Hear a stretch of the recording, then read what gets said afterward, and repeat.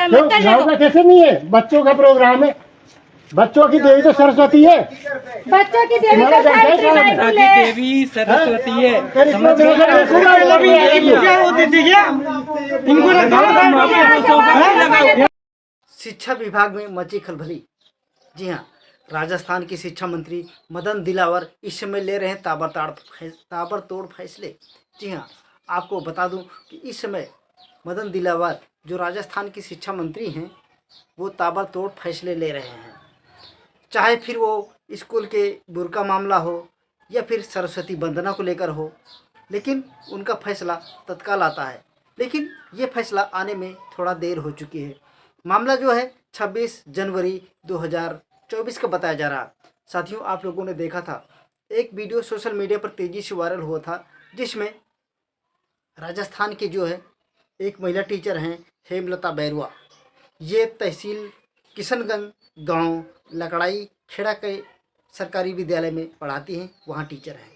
साथियों, आप लोगों ने देखा था एक वीडियो तेजी से जो वायरल हुआ था, जिसमें ग्रामीणों और शिक्षिका के बीच काफ़ी हाथ टाक हुआ था। हाथ टाक का ये वीडियो सोशल मीडिया पर तेज़ी से वायरल भी हुआ था। लेकिन इसमें जो है शिक्षा मंत्री ने एक्शन के लिए कहा था, और अब एक महीने बाद अब शिक्षा मंत्री ने एक्शन लिया है और उस महिला टीचर हेमलता बैरवा को सस्पेंड कर दिया गया है।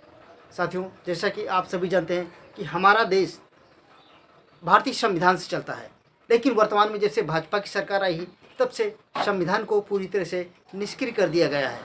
और इस प्रकार जो है संविधान को पूरी तरह निष्क्रिय कर दिया गया है और इस समय हमारा देश हिंदू राष्ट्र के आधार पर चलता है, यानी हिंदू धर्म ग्रंथों के अनुसार चलता है। जबकि संविधान में, भारतीय संविधान में हमारे देश के किसी भी धर्म के देवी देवता को काल्पनिक बताया गया है। हिंदू धर्म के जो भी देवी देवता हैं काल्पनिक हैं। लेकिन वर्तमान में क्योंकि हमारे यहाँ भाजपा सरकार है, भाजपा का राजतंत्र चल रहा है, डबल इंजन की सरकार है, तो वो जो चाहे वो करेगी। साथियों, बात ये है कि जब 26 जनवरी को जब वंदना हो रही थी, यानी कि जब गणतंत्र दिवस मनाया जा रहा था, उस समय ग्रामीणों ने शिक्षिका हेमलता बैरवा से कहा था कि आपने सरस्वती की फोटो क्यों नहीं लगाई।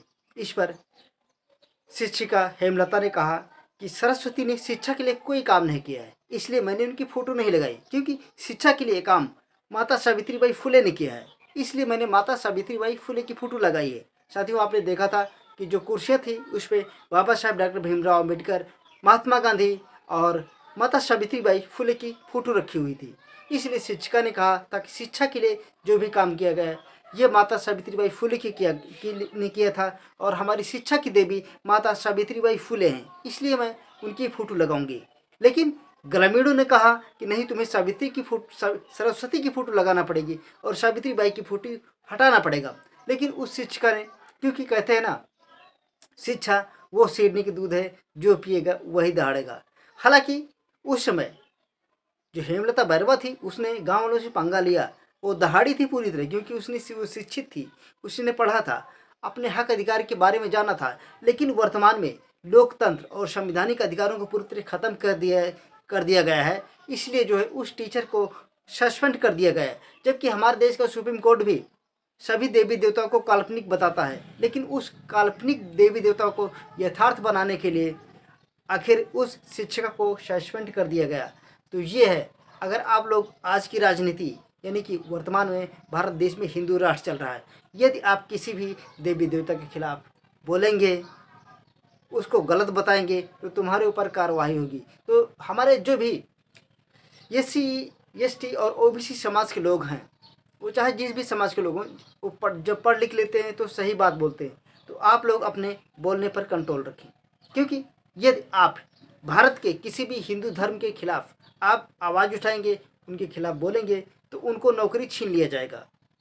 हमारे देश के प्रधानमंत्री नरेंद्र मोदी जी हैं, उन्होंने कहा था कि हम लोगों को 2 करोड़ रोजगार देंगे, लेकिन आज तक किसी को रोजगार तो दिया नहीं। हालांकि जो भी रोजगार थे, जिनको पहले से रोजगार प्राप्त थे, उन लोगों के रोजगार अवश्य छीन लिए गए हैं। तो साथियों, ये थी आज की बड़ी खबर, क्योंकि कल हेमलता बैरवा को सस्पेंड कर दिया गया है। और हाँ, यदि आपको हमारी वीडियो पसंद आती है तो वीडियो को लाइक करें, शेयर करें। फिर मिलते हैं अगली खबर के साथ, तब तक के लिए गुड बाय, धन्यवाद, जय हिंद। जय संविधान।